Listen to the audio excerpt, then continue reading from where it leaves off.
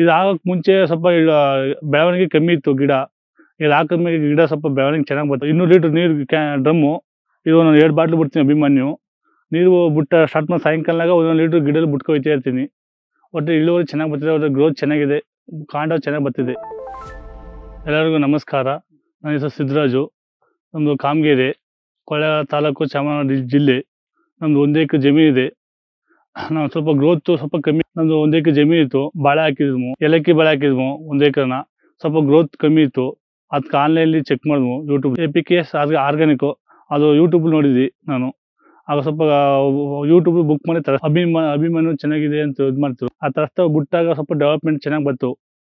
ಆಗ ಮತ್ತೆ ಇನ್ನೊಂದು ಸ್ವಲ್ಪ ಆರ್ಡರ್ ಕೊಟ್ಟಿದ್ವಿ. ಒಳಗೆ ಇಳುವರಿ ಗಿಡ ಚೆನ್ನಾಗಿ ಬರ್ತಿದೆ, ಗ್ರೋತ್ ಚೆನ್ನಾಗಿದೆ, ಕಾಂಡ ದಪ್ಪ ಆಯ್ತಿದೆ, ಎಲ್ಲ ರೀತಿ ಚೆನ್ನಾಗಿ. ಇದು ಆಗೋಕ್ಕೆ ಮುಂಚೆ ಸ್ವಲ್ಪ ಬೆಳವಣಿಗೆ ಕಮ್ಮಿ ಇತ್ತು ಗಿಡ. ಇದು ಹಾಕಿದ್ಮೇಲೆ ಗಿಡ ಸ್ವಲ್ಪ ಬೆಳವಣಿಗೆ ಚೆನ್ನಾಗಿ ಬರ್ತಿತ್ತು. ನಮ್ಮದು ಬಾಳೆ ಒಂದು 2.5 ಸಾವಿರ ಗಿಡ. ಟೋಟಲ್ ಗಿಡ 2,500 ಗಿಡ ಇದೆ. ನಾನು 13 ಬಾಟ್ಲು ತರ್ಸ್ಕೊಂಡಿದ್ವಿ. 13 ಬಾಟ್ಲು ತರಿಸಿ ಎಲ್ಲಕ್ಕೂ ಒಂದು ಡ್ರಮ್ಗೆ 1 ಲೀಟ್ರ್ ಹಾಕಿದ್ವಿ. ಆಗ ಲೀಟ್ರ್ ಹಾಕಿದಾಗ ಎಲ್ಲಕ್ಕೂ ಒಂದು ಟ್ರಂಚಿಂಗ್, ಸಾಯಂಕಾಲ ಟೈಮು ಒಂದೊಂದು ಲೀಟ್ರ್ ಟ್ರಂಚಿಂಗ್ ಮಾಡಿಸ್ತೀವಿ. ಸ್ವಲ್ಪ ಗ್ರೋತ್ ಚೆನ್ನಾಗಿ ಬಂತು.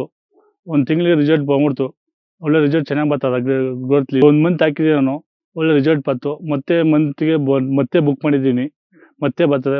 ಫುಲ್ ಇದನ್ನೇ ನಾನು ಮಾಡ್ಬೇಕಂತಿದ್ದೀನಿ, ಕಂಟಿನ್ಯೂ ಮಾಡ್ಬೇಕಂತಿದ್ದೀನಿ. ಒಳ್ಳೆ ಇಳುವರಿ ಚೆನ್ನಾಗಿ ಸೈಡ್ ಎಫೆಕ್ಟ್ ಏನೂ ಇಲ್ಲ, ಸ್ವಲ್ಪ ಚೆನ್ನಾಗಿದೆ. ಡ್ರಮ್ಗೆ ನಾನು ಅಭಿಮನ್ಯು 2 ಬಾಟ್ಲು ಹಾಕ್ತಿದ್ದೀನಿ. ಸಾಯಂಕಾಲ ಟೈಮು ನೀರು ಬಿಡೋ ಟೈಮ್ಗೆ ಒಂದೊಂದು ಲೀಟ್ರ್ ಬಿಟ್ಕೊ ಹೋಗ್ತಾ ಇರ್ತೀನಿ. 3 ಟೈಮು 200 ಲೀಟ್ರ್ ನೀರು ಡ್ರಮ್ಮು. ಇದು ನಾನು 2 ಬಾಟ್ಲು ಬಿಡ್ತೀನಿ ಅಭಿಮನ್ಯು. ನೀರು ಬಿಟ್ಟ ಸ್ಟಾರ್ಟ್ ಮಾಡಿ ಸಾಯಂಕಾಲನಾಗ 1 ಲೀಟ್ರ್ ಗಿಡದಲ್ಲಿ ಬಿಟ್ಕೊ ಹೋಗ್ತಾ ಇರ್ತೀನಿ. ಒಟ್ಟು ಇಳುವರಿ ಚೆನ್ನಾಗಿ ಬರ್ತಿದೆ, ಅದ್ರ ಗ್ರೋತ್ ಚೆನ್ನಾಗಿದೆ, ಕಾಂಡ ಚೆನ್ನಾಗಿ ಬರ್ತಿದೆ.